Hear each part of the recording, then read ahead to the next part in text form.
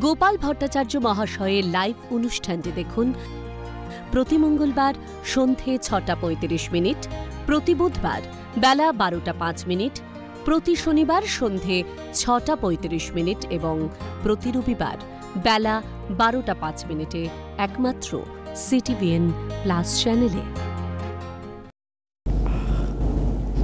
নমস্কার, আজকাল পরশু রবিবাসরীয় পর্বে আপনাদের সকলকে স্বাগত জানাবো। আমি তিথি রয়েছি আপনাদের সঙ্গে।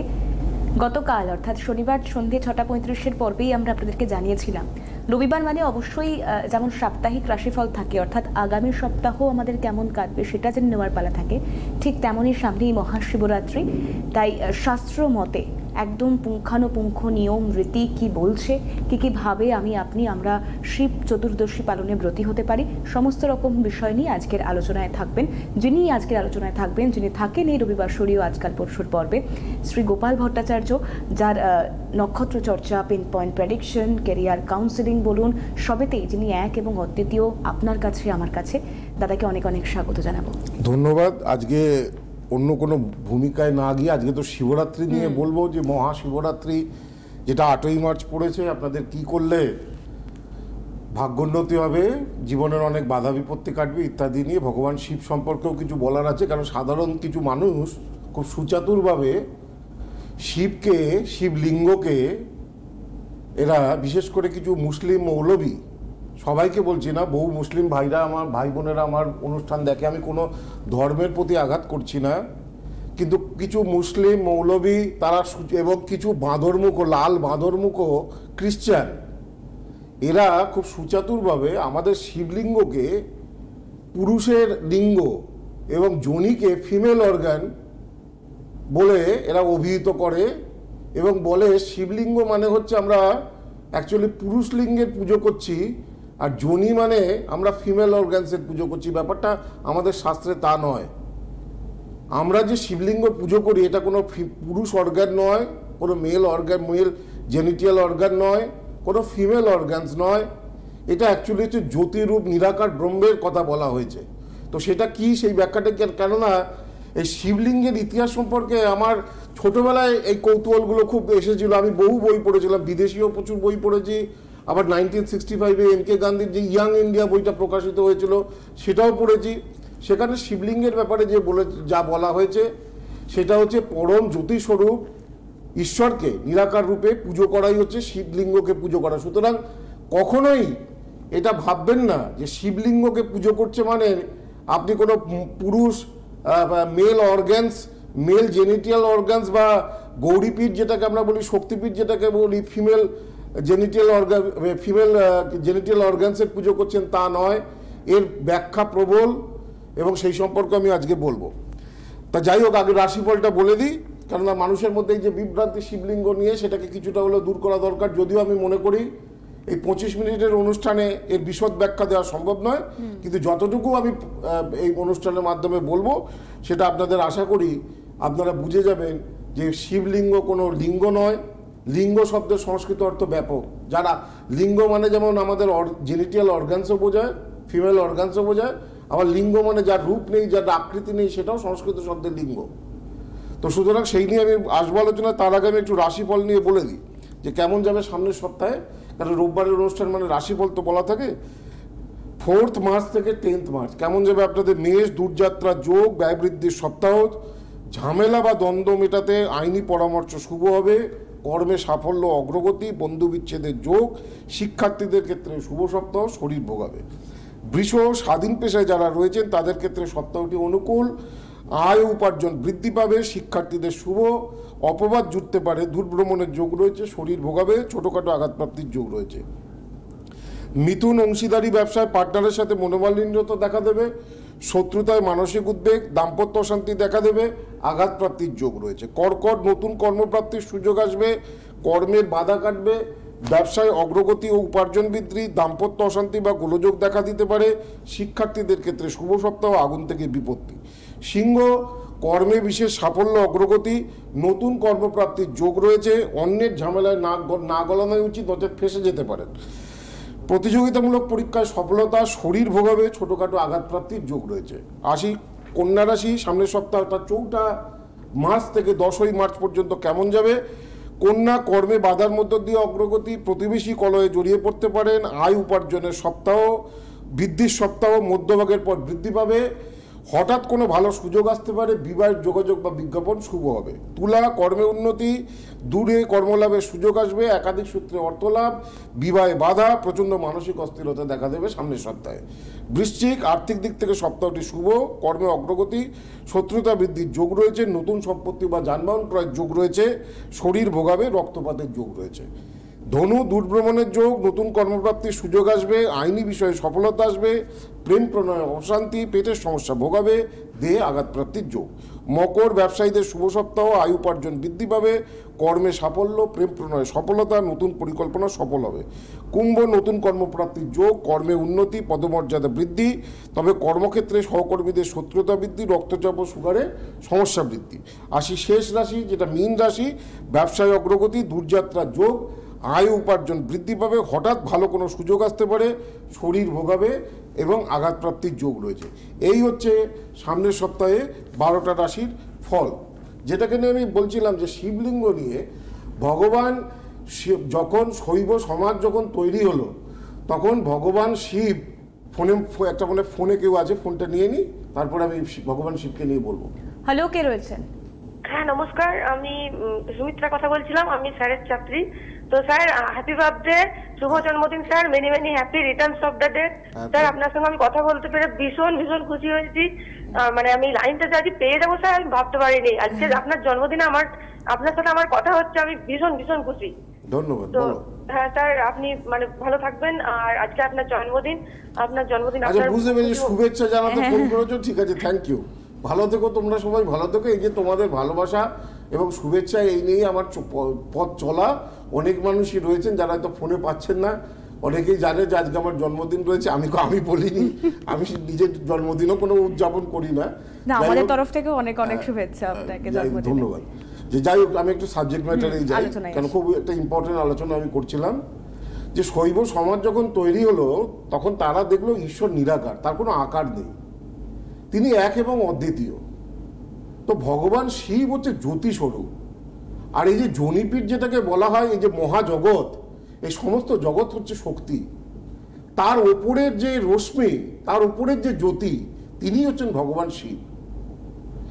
এখানে একটা পুরাণে অনেকগুলো কথা আছে। দেখুন, পুরাণের আবার বলি, হিন্দু ধর্ম বা আমাদের ধর্মে কোনো ধর্মকেই আঘাত করতে শেখায়নি।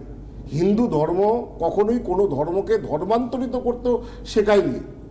কিন্তু আমাদের এই হিন্দু ধর্ম নিয়ে মুসলিম ধর্মে সবাইকে বলছি না, মুসলিম ধর্মের যারা ভাই বোনেরা আমার অনুষ্ঠান দেখেন তারা আহত হবেন না, আমি আপনাদের কাউকে দোষী করছি। কিছু মৌলবীরা রয়েছে এবং কিছু খ্রিস্টানরা রয়েছে যারা সুচাতুরভাবে হিন্দু ধর্মের বিভিন্ন বিষয়গুলোকে নিয়ে তারা না জেনেই এইরকম মন্তব্য করে থাকেন। মানে শিবলিঙ্গ মানে হচ্ছে একটা পুরুষের লিঙ্গ, জনিপীঠ মানে হচ্ছে ফিমেল অর্গ্যানস, এই মন্তব্যগুলো করে থাকেন। এখন নবীকে নিয়েও তো অনেকে অনেক কথা বলে, মোহাম্মদকে নিয়েও অনেকে অনেক কথা বলে। এই ধর্মের মানুষরাই বলে নবী নাকি শিশু দর্শক ছিলেন। আমি এ ব্যাপারে সহমত নই। আমি বলছি যে প্রত্যেক ধর্মের মধ্যেই এই জিনিসগুলো রয়েছে, যে অন্য ধর্মের কিছু ধর্মের অপবাদ কিছু আসা, কিন্তু সেগুলো সঠিক নয়। কোনো আমাদের হিন্দু ধর্ম শেখায়নি অন্য ধর্মের বদনাম করা, অন্য ধর্মের বিরোধ করা, অন্য ধর্মের লোককে ছোট করা, অন্য ধর্মের লোককে হেয় করা। আমরা সবসময় আমাদের যে ধর্ম সেই অনুযায়ী আমরা প্রত্যেকটা মানুষের আপনি আচরি ধর্ম, নিজের ধর্ম আপনি নিজে পালন করুন, অন্য ধর্মকে নিয়ে আপনি কেন ছোট করবেন? আপনি ঠিক আর অন্যরা ভুল। প্রত্যেক ধর্মের মধ্যেই ভালো রয়েছে, প্রত্যেক ধর্মের মধ্যেই কিছু অপবাদ এবং সমস্যা তো এসেছে। তো সুতরাং কিন্তু মনে রাখতে হবে, হিন্দু ধর্ম হচ্ছে প্রাচীন ধর্ম, এটা হচ্ছে সনাতন ধর্ম, যেটাকে নিয়ে বলছিলাম। যে এখানে একটা দেখুন, পুরাণে অনেক গল্প কথা আছে। এখন বলবেন যে ভৃগু ঋষির অভিশাপে তো ভগবান শিবের লিঙ্গ খসে পড়েছিল এবং সেখান থেকে শিবলিঙ্গ হয়েছে, ব্যাপারটা তা নয়। প্রত্যেকটা পৌরাণিক গল্পের পেছনে একটা বৈজ্ঞানিক ব্যাখ্যা থাকে। সাধারণ মানুষকে আপনি যদি খুব কঠিন সায়েন্সের ব্যাখ্যা বোঝান, সাধারণ মানুষ বুঝবে না। তাহলে এই পৌরাণিক ব্যাখ্যাটার পেছনে কারণ কি? ভগবান শিব যখন জ্যোতিরূপে আবির্ভূত হলো তখন সমস্ত ঋষিদের যারা নারীরা ছিল তারা দেখে, ওই জ্যোতিকে দেখে তারা মুগ্ধ হয়ে গেল, তারা কাজকর্ম ভুললো, সংসার ভুললো। এখন এই সংসারে কাজকর্ম কে করবে? সংসারে ঘরকন্যা তো করতে হবে ঋষিদের। তখন ঋষিরা অত্যন্ত বিরক্ত হলো, একটু কুপিত হলো এবং বলল, তোমার লিঙ্গ খসে পড়ার অর্থ হচ্ছে তোমার লিঙ্গ অন্তরিত হোক, এই জ্যোতিটা অন্তরিত হোক। সেটারই ব্যাখ্যা কি হয়ে গেল যে শিবের লিঙ্গ খসে পড়লো, সেখান থেকে পৃথিবীতে শিবলিঙ্গের তৈরি হলো। তা নয়। আসলে আমাদের পুরাণ বলছে যে ভগবান যখন ব্রহ্মা এবং কি বলে বিষ্ণুর সঙ্গে যখন লড়াই লাগলো যে কে বড়, তখন দেবাদিদেব মহাদেব বলল, দেব মহাদেব জ্যোতির রূপ ধারণ করলো। আগে ছিল জ্যোতির্লিঙ্গ, অর্থাৎ জ্যোতির্লিঙ্গ থেকে এসেছে শিবলিঙ্গ। জ্যোতির্লিঙ্গ কি? জ্যোতির্লিঙ্গ হচ্ছে যার কোনো আকার নেই, যে কোথায় শেষ কোথায় তার সমাপন সেটা বোঝা যায় না। সেই জ্যোতির্লিঙ্গ আকারেই আমরা শিবলিঙ্গকে পুজো করি। আমরা কোনো লিঙ্গ পুজো করি না, আমরা কোনো যোনি পুজো করি না। সুতরাং যারা শিব পুজো করবেন তারা কখনোই এই মনোভাবগুলো কখনোই নিজেদের মনের মধ্যে আনবেন না। এতে আপনারা আধ্যাত্মিক জায়গা থেকে আপনারা দূরে সরে যাবেন। আপনারা জানবেন ঈশ্বরের যে জ্যোতির্ময় রূপ, তাকেই আমরা শিবরাত্রির দিনে হোক বা প্রতিদিনে হোক ভগবান শিব রূপে আমরা পুজো করি। এই যে বললাম, যখন ব্রহ্মা এবং বিষ্ণুর মধ্যে যখন ঝগড়া লাগলো, তখন শিব বলল, আচ্ছা খুঁজে বার করো তো আমার শেষ কোথায় শুরু কোথায়। বিষ্ণু চললো ওপরে, কিন্তু শেষ কোথায় সেটা শুরু হয়েছে সেটা খুঁজে বার করতে পারলো না। ব্রহ্মা চললো নিচে, সেই জ্যোতি কোথায় শেষ হয়েছে সেও আবিষ্কার করতে পারলো না। কিন্তু ব্রহ্মা মিথ্যা কথা বলেছিল। শিব যখন জিজ্ঞাসা করলো বিষ্ণুকে, তুমি কি আমার জ্যোতি কোথা থেকে শুরু হয়েছে সেটা কি দেখেছো? ভগবান বিষ্ণু সত্যি কথা বললো না, আমি খুঁজে পাইনি। ব্রহ্মা মিথ্যা কথা বলেছিল যে হ্যাঁ, ওই জ্যোতি কোথায় শেষ হয়েছিল সেটা আমি দেখতে পেয়েছি। সেই জন্য ব্রহ্মার একটা মুন্ডকে, এর পেছনেও সাইন্টিফিক, এই যে পৌরাণিক গল্পগুলো, এই যে রাহু কেতু সত্যি সত্যি কি সূর্যকে গিলে খায় তা তো নয়। এই পৌরাণিক ব্যাখ্যাগুলোর পেছনে একটা ভিত্তি রয়েছে, সেইগুলোকে ধরতে হবে। এই পৌরাণিক ভিত্তিগুলোকে নিয়ে চললে হবে না। সুতরাং ভগবান শিবের যে লিঙ্গ সেটা হচ্ছে জ্যোতির্ময়, অর্থাৎ সারা বিশ্ব চরাচর, সারা মহাবিশ্ব, সেটাই হচ্ছে যোনিপীঠ এবং তার উপরের যে শক্তি, তার উপরের যে জ্যোতি, সেই হচ্ছে লিঙ্গ। এটা মাথায় রাখতে হবে। সেই ভেবেই শিবলিঙ্গের উপাসনা করলে নিরাকার পরব্রহ্মের জ্যোতির্ময় রূপের পুজো করা হয় এবং তার আশীর্বাদ এবং কৃপায় জীবনের অনেক দুঃখ দৈন্য দুর্দশা কাটে। আমি ফোনে আসবো, তারপরেই বলবো শিবরাত্রির দিনে কি করলে ভাগ্যোন্নতি হবে। হ্যালো, কে রয়েছেন? হ্যালো, হ্যাঁ নমস্কার, কে বলছেন? রূপম মুখার্জি বলছি। হ্যাঁ, একটু জোরে কথা বলবেন প্লিজ। বলুন কার সম্পর্কে? আমি অঞ্চল থেকে রূপম মুখার্জি বলছি। হ্যাঁ, কার সম্পর্কে জানবেন? আমি আমার ছেলের সম্বন্ধে একটু জানবো। অনুষ্ঠান দেখেন, পরিচিত কেউ এসেছিলেন দাদার কাছে? হ্যাঁ, আমার গোপালদার অনুষ্ঠান ভীষণ ভালো লাগে। আমি ওনার অনুষ্ঠান দেখি, কিন্তু আমি ফোনে পাই না ওনাকে, আজকে পেয়ে গেলাম। আচ্ছা, ছেলের নাম বলুন, বয়স বলুন। Honey Mukherjee. Date of birth? Date of birth হচ্ছে 28/8/93। 28/8/93। সময়? আর সময় হচ্ছে 4:30 ভোরবেলা? হ্যাঁ ভোরবেলা তো? 4:30। হ্যাঁ 4:30 AM তো, মানে ভোরবেলা তো? হ্যাঁ হ্যাঁ ভোর। হ্যাঁ, 28/8/93, 4:30। কোথায় জন্মস্থান? কলকাতা। কলকাতা। জন্মবার শনিবার, কর্কট লগ্ন, ধনু রাশি, পূর্বাষাঢ়া নক্ষত্র, নরগণে জন্ম। কি বললাম শুনেছেন? হ্যাঁ।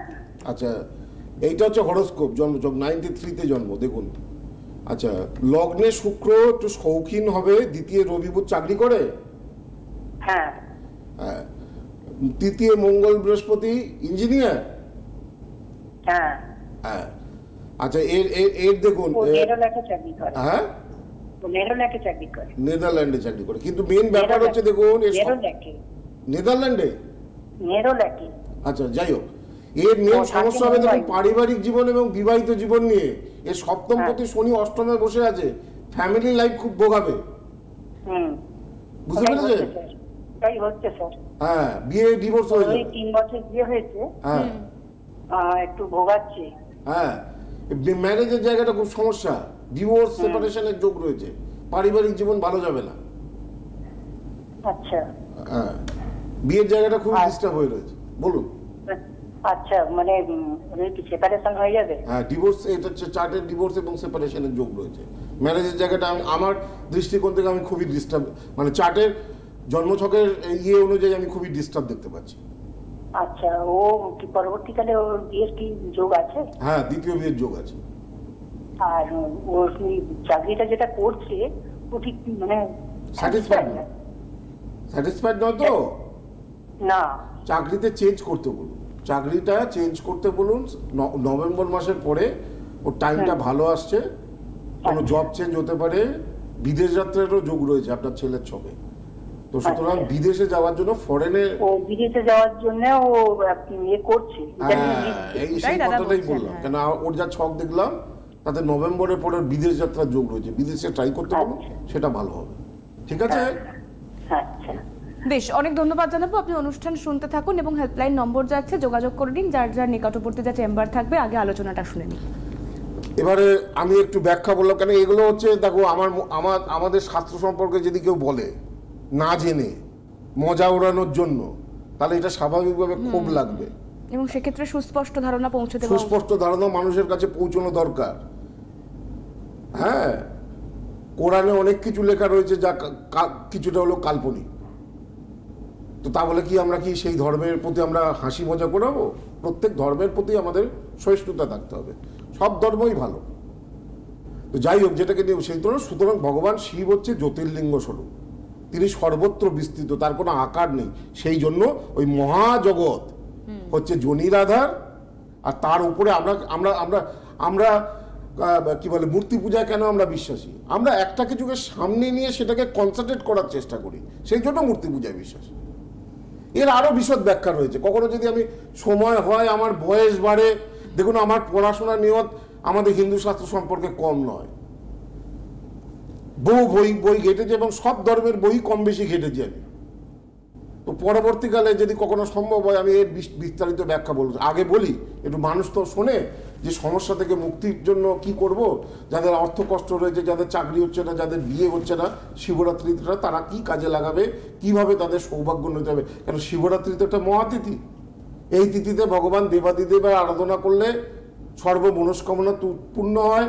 সাধারণ পাঁজি মতে শিব চতুর্দশীটা পড়ছে 8 তারিখে রাত্রির 8:01 পর থেকে, আর বিশুদ্ধ সিদ্ধান্ত পঞ্জিকা মতে এটা পড়ছে রাত্রি 9:45 পর থেকে।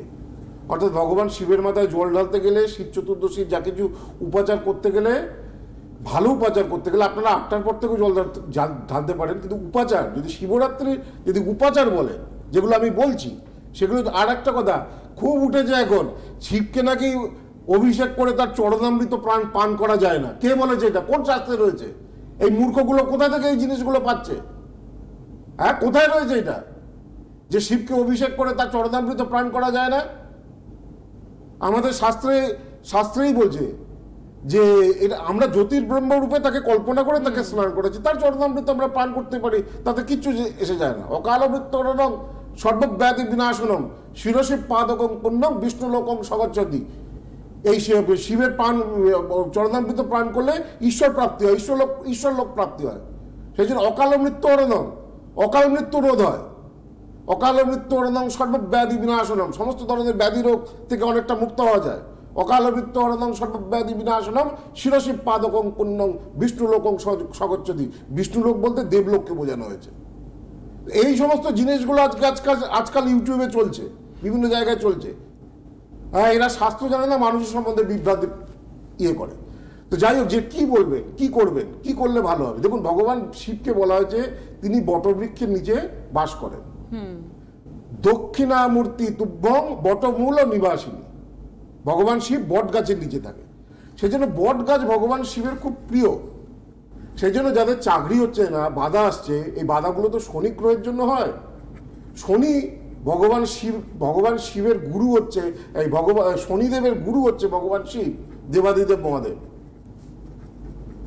শনিদেব তখনই তুষ্ট হয় যদি আপনি ভালো করে, যদি যাদের শনির দোষ রয়েছে, যাদের হতাশা রয়েছে, যাদের দরিদ্রতা রয়েছে, যাদের কোনো কিছু কাটছে না বাধা, ভালো করে ভগবান শিবের পুজো করলে শনির বাধা কাটে। সে চাকরি হচ্ছে না বা যাই হোক। তো সুতরাং শিবরাত্রির দিনে 9:45 থেকে 10:35 পর্যন্ত উপাচারের খুব ভালো সময়। এই দিন একটা বট গাছের মধ্যে তিল নেবেন, তিল নিয়ে তার মধ্যে সর্ষের তেল দিয়ে 108 বার ভগবান শিবের বটপাতাটা ধরবেন, তার মধ্যে কিছুটা তিল দেবেন আর একটু সর্ষের তেল দেবেন। সর্ষের তেল দিয়ে ওম নমঃ শিবায় বলে 108 বার অভিষেক করবেন। দেখবেন আপনার আর্থিক দুর্দশা থেকে আপনার অনেক মুক্তি আসবে, আর্থিক জায়গাটা অনেক ভালো হবে, ধার দেনার থেকে অনেকটা মুক্তি পাবেন, ভগবানের আশীর্বাদে আর্থিক ভাগ্য ফিরবে। আর অসত্য পাতায় গোধূম চূর্ণ মানে কি? গোধূম চূর্ণ মানে হচ্ছে জবের চূর্ণ এবং কর্পূর এবং দুধ দিয়ে ভগবান শিবকে অভিষেক করলে শিবরাত্রির দিনে, অভিষেকের সময় বলে দিয়েছি 9:45 থেকে রাত্রি 10:30, এই সময়টা উপচার করার সব থেকে শ্রেষ্ঠ সময়। গোধূম চূর্ণ মানে কি বলে, জবের চূর্ণ, আর হচ্ছে কর্পূর, আর হচ্ছে দুধ দিয়ে ভগবান শিবের অভিষেক করলে বিবাহের বাধা কাটে এবং বিবাহিত জীবনে যদি অশান্তি হয় তাহলে অনেকটা দূরীভূত। এখন জন্মছকে কি আছে সেটা দেখতে হবে, কিন্তু এগুলো হচ্ছে এই করলে অনেক কিছু ভালো হতে পারে। অনেক শিবরাত্রিতে অনেক ব্যাপার আছে, আগের দিন নিরামিষ খেতে হয়, তারপরে 4 প্রহরে ভগবান শিবকে অভিষেক করতে হয়, প্রথম প্রহরে দুধ দিয়ে, দ্বিতীয় প্রহরে দই দিয়ে, তারপরে তৃতীয় প্রহরে ঘি দিয়ে, চতুর্থ প্রহরে মধু দিয়ে। সেই নিয়ে আমি ব্যাখ্যা আরও বিস্তারিতভাবে বলবো, সেটা আগামী বুধবারের যে 12:05 অনুষ্ঠান রয়েছে আপনারা দেখবেন। শিবরাত্রি সঠিক নিয়মে আরো কিভাবে পালন করতে সেটা নিয়ে বলবো। ফোনে মনে একটা ফোন রয়েছে, এটা চট করে নিয়ে নি। হ্যালো, কে রয়েছেন? হ্যালো, আচ্ছা যোগাযোগ বিচ্ছিন্ন হয়েছে। আমি তাহলে হেল্পলাইন নম্বরগুলো বলে দিই দাদা। আচ্ছা 8584038631 সমস্ত চেম্বারের জন্য বুকিং নাম্বার 8584038631।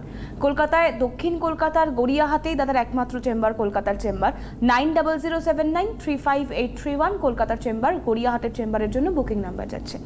বারাসাত এবং বর্ধমান, বারাসাত ডাকবাংলো মোড়ের কাছে চেম্বার আর বর্ধমানের চেম্বার, তার জন্য স্পেসিফিক একটা আলাদা ফোন নাম্বার রয়েছে 8584038640। দুর্গাপুরের চেম্বারের জন্য দুটি বুকিং নাম্বার থাকছে 8584038636, এই একটি ফোন নাম্বার থাকছে। আরও একটি নতুন ফোন নাম্বার দেওয়া হয়েছে 9748749041 দুর্গাপুর চেম্বারের জন্য, এটা হচ্ছে বুকিং নাম্বার। এবং তার পাশাপাশি একটা বিষয় বলে রাখি, হলদিয়া, আগরতলা, শিলিগুড়িতে চেম্বার রয়েছে, বহরমপুরে চেম্বার রয়েছে, বর্ধমানে চেম্বার রয়েছে মার্চের 13 তারিখ, মালদায় 15ই মার্চ চেম্বার রয়েছে, কৃষ্ণনগরে 17ই মার্চ, দুর্গাপুরে 19শে মার্চ চেম্বার থাকছে, 23শে মার্চ চেম্বার থাকছে শিলচরে, কোচবিহারে 25শে মার্চ, মেদিনীপুরে 27শে মার্চ, বেঙ্গালোরে চেম্বার থাকছে। অর্থাৎ চেম্বার কবে কোথায় থাকছে ওই যে বললাম 8584038631 এই ফোন নাম্বারে আপনারা যোগাযোগ করতে পারেন। এবং তার পাশাপাশি বুধবারের পর্বে তো আমাদের আলোচনা থাকছেই দাদা। শিবরাত্রি নিয়ে আমি বুধবারে আরো বিশদে বলবো, আজকে তো কমপ্লিট হলো না। আজকে শাস্ত্রের ব্যাখ্যাটা বললাম আর দুটো ভালো উপাচার বলেছি। আর শিবরাত্রি কিভাবে পালন করা উচিত এখন অনেকে দিচ্ছে দেখুন টিভিতে, কিন্তু শাস্ত্রীয় নিয়ম তা নয় যেগুলো বলছে এরা। প্রপার আমাদের বইয়েতে যা লেখা রয়েছে, যেভাবে লেখা রয়েছে হিন্দু শাস্ত্রে বা শিব পুরাণে, সেই নিয়ম আমি বলবো বুধবার দিন বেলা 12:05 অনুষ্ঠানে আপনাদের নজর থাকুক। দাদাকে অনেক ধন্যবাদ জানাবো, আপনারাও ভীষণ ভালো থাকুন, সুস্থ থাকুন, নমস্কার। গোপাল ভট্টাচার্য মহাশয়ের লাইভ অনুষ্ঠানটি দেখুন প্রতি মঙ্গলবার সন্ধে 6:35, প্রতি বুধবার বেলা 12:05, প্রতি শনিবার সন্ধে 6:35 এবং প্রতি রবিবার বেলা 12:05 একমাত্র CTVN+ চ্যানেলে।